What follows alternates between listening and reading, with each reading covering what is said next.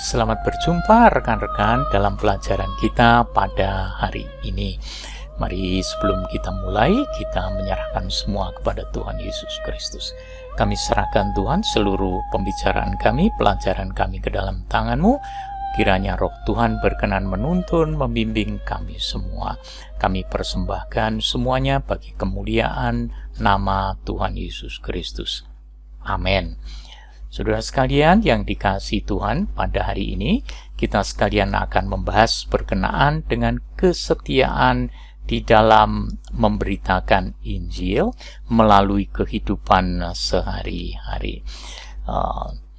Kita tahu bahwa kehidupan orang Kristen merupakan kitab yang terbuka, kitab yang dibaca oleh sesama setiap saat, bahkan setiap waktu.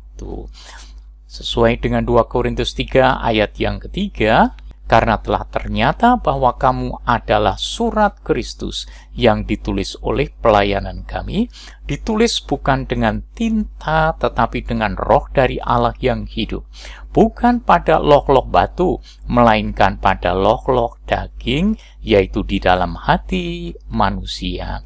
Dan sabda Tuhan Yesus Kristus yang tertulis di dalam Matius pasal 5 ayat 14 menyebutkan, kamu adalah terang dunia. Kota yang terletak di atas gunung tidak mungkin tersembunyi. Artinya bahwa kehidupan orang yang percaya merupakan kehidupan yang terbuka, seperti kitab terbuka yang bisa dibaca oleh siapa saja dan kapan saja. Jadi, kalau kita meringkaskan perkara itu, kita melihat bahwa dalam kehidupan kita berjemaat, Tuhan Yesus Kristus sebagai kepala gereja, sebagai kepala jemaat, mengasihi dan memelihara jemaatnya itu melalui kebaktian dan pengajaran dengan tujuan supaya setiap anggota jemaat bertumbuh dalam kesucian dan perbuatan baik, supaya setiap anggota jemaat menjadi surat-surat Kristus yang dibaca oleh sesamanya. Dengan demikian, mereka bisa melihat kebaikan-kebaikan anak-anak Tuhan, mereka datang kepada Tuhan Yesus Kristus. Jadi, contoh pelajaran kita pada hari ini adalah kehidupan orang-orang Kristen di Tesalonika yang memberitakan Injil melalui kehidupan mereka sehari-hari. Kehidupan mereka ini menjadi contoh bagi banyak orang di wilayah Makedonia, sehingga firman Tuhan bergema, bukan hanya di Makedonia dan Akaya saja, tetapi di semua tempat. Ini dituliskan di dalam 1 Tesalonika pasal 1 ayat 7 dan 8. Mereka hidup sebagai surat Kristus yang terbuka untuk dibaca sesamanya. Pelajaran hari ini berdasarkan 1 Tesalonika 1 ayat 2 sampai 10 yang mengajarkan tentang jemaat Tesalonika yang mewartakan Injil melalui kehidupan sehari-hari.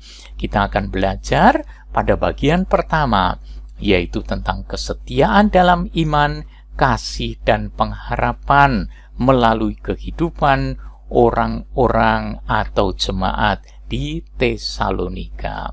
Kita tahu bahwa ada 2 ciri yang menandai diri seorang Kristen. Ciri yang pertama adalah simbol keagamaan. Itu melalui simbol-simbol salib yang dipakai kalung, dipasang di rumah, ada juga yang dijadikan stiker, dan juga nyanyian-nyanyian rohani yang dipakai. Semuanya itu menunjukkan siapa kita sesungguhnya. Jadi ciri yang menandai sebagai orang Kristen dilihat juga dari simbol keagamaannya. Namun yang kedua, inilah yang akan kita pelajari bersama, yaitu sikap hidup orang Kristen.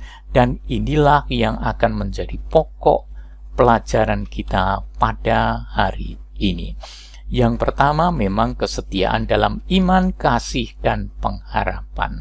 Kalau kita ingin belajar tentang latar belakang berdirinya jemaat di Tesalonika, kita bisa membaca dalam Kisah Para Rasul pasal yang ke-16 ayat 4-12.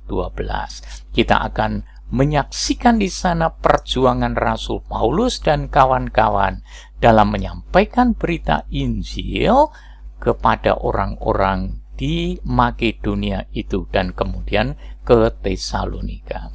Jadi boleh dikatakan kita akan menyaksikan melalui Kisah Para Rasul tersebut bagaimana Roh Tuhan mengutus Paulus dan timnya untuk melayani di daerah Makedonia.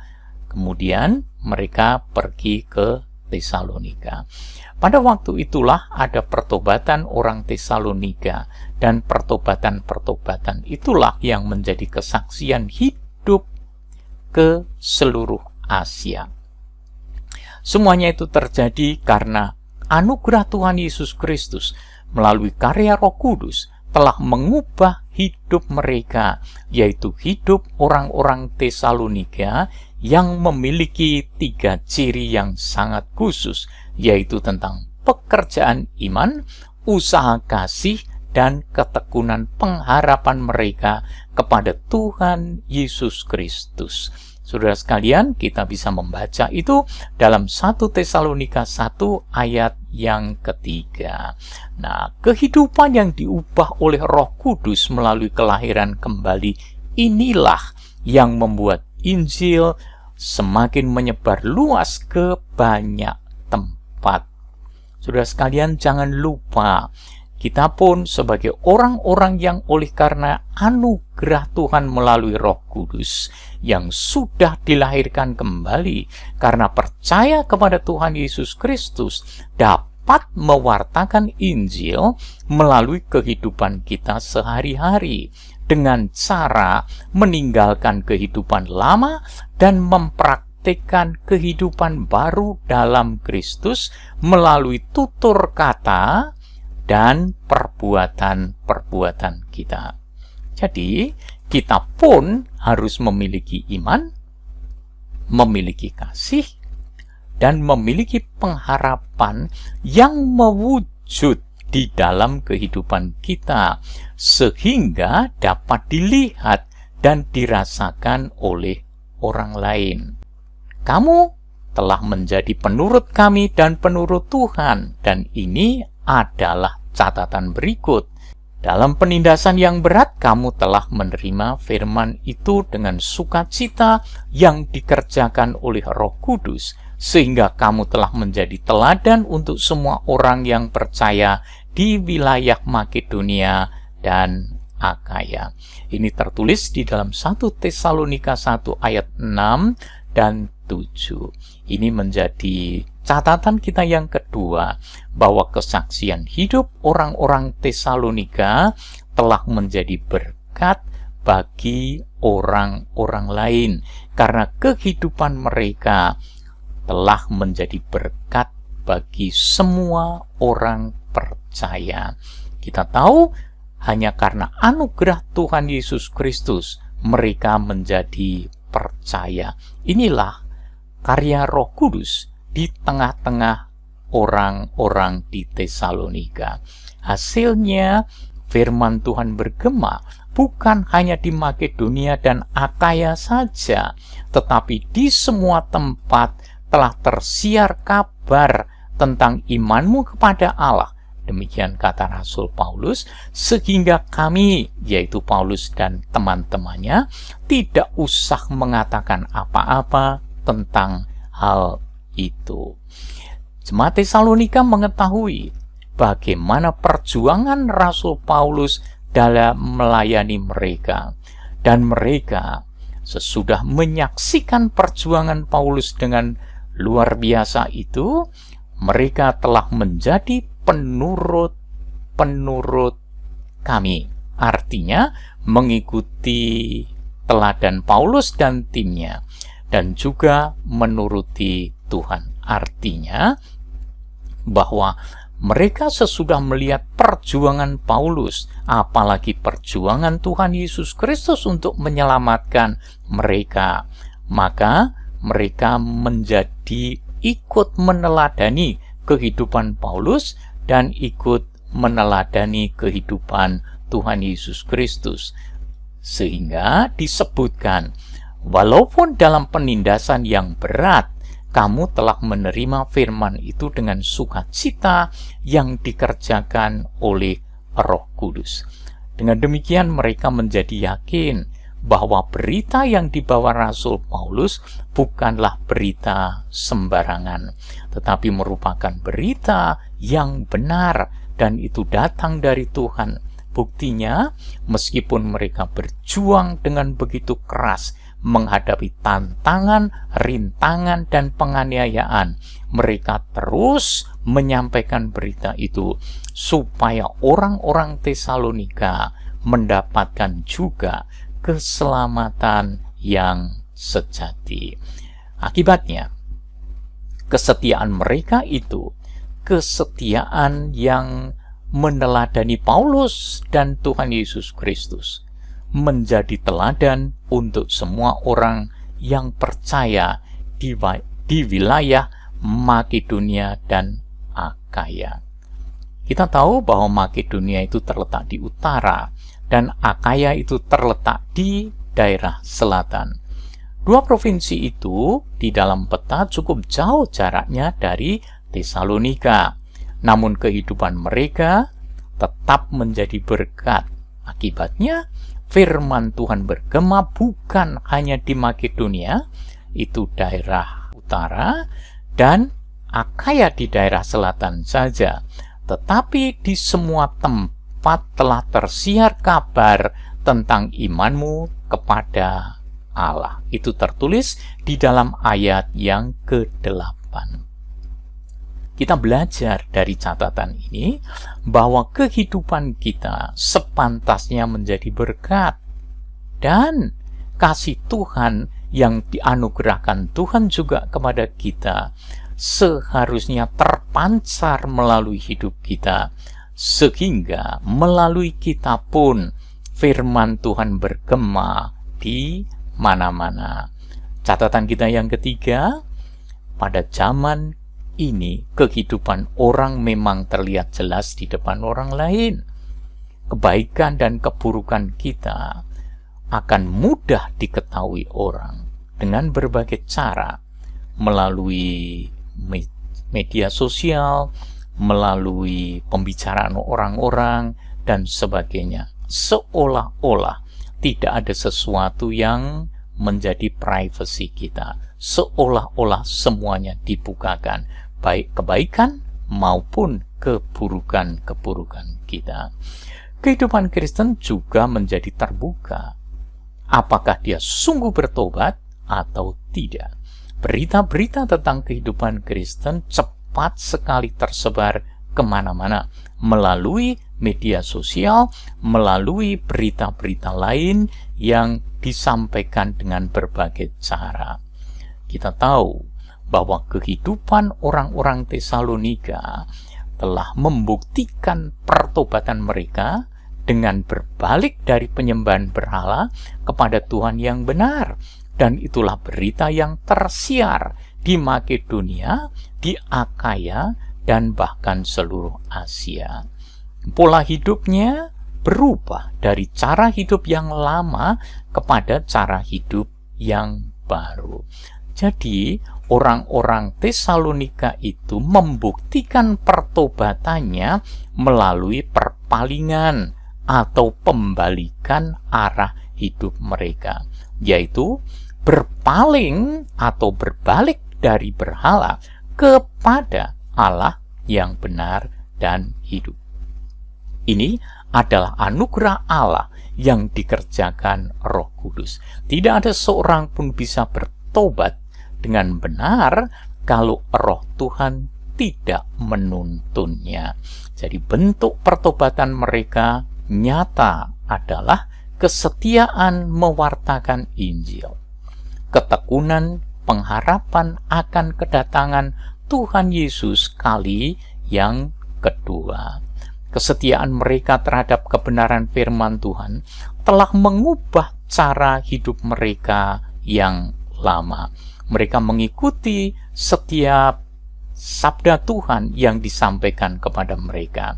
Mereka menurutinya sehingga hidup mereka diubahkan, berubah dari hidup yang lama kepada hidup yang baru.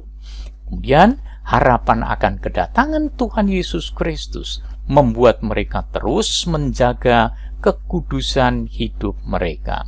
Setelah mereka berubah, mereka tidak balik lagi, tetapi mereka terus menjaga supaya mereka tetap hidup dalam kekudusan, karena mereka punya harapan bahwa Tuhan segera datang.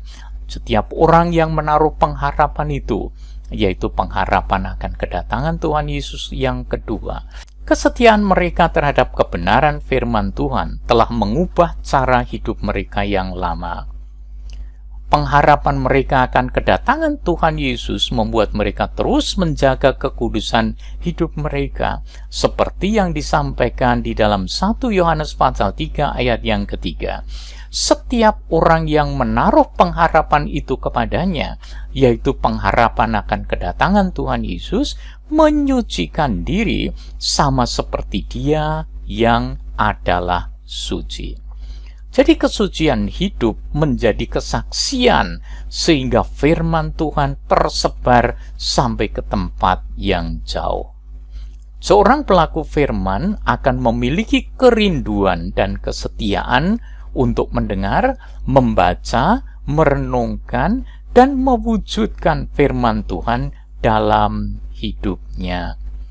Akibatnya, ia akan menjadi pewarta Injil melalui kehidupannya yang sudah diubahkan sekaligus dijaga kekudusannya. Jadi kesimpulan kita saudara sekalian, melalui kehidupan jemaat Tesalonika, kita mengetahui bahwa memberitakan Injil merupakan tanggung jawab semua orang Kristen. Yang kedua, penunjang utama pewartaan Injil adalah kesaksian hidup setiap orang Kristen yang diubahkan oleh Roh Kudus menjadi baru, sehingga kehidupan Kristen tidak menjadi batu sandungan bagi pemberitaan Injil. Yang ketiga, semua terjadi karena tekun dalam pengharapan akan kedatangan Tuhan Yesus kali kedua. Dengan demikian, setiap orang Kristen selalu berjaga-jaga menjaga hidupnya dalam kekudusannya supaya tidak menjadi batu sandungan bagi orang-orang di sekelilingnya. Bahkan jangan sampai menjadi batu sandungan untuk pemberitaan Injil. Nah, bagaimana dengan kita? Saudara, saudari, dan saya. Ini menjadi renungan kita pada hari ini. Mari kita berdoa bersama. Terima kasih Tuhan Yesus untuk pertolongan Tuhan bagi kami untuk bisa bercermin dari saudara-saudara orang-orang Tesalonika pada masa itu. Terpujilah namamu, dalam Tuhan Yesus Kristus kami berdoa. Amin. Sampai berjumpa minggu depan. Tuhan memberkati kita sekalian. Amin.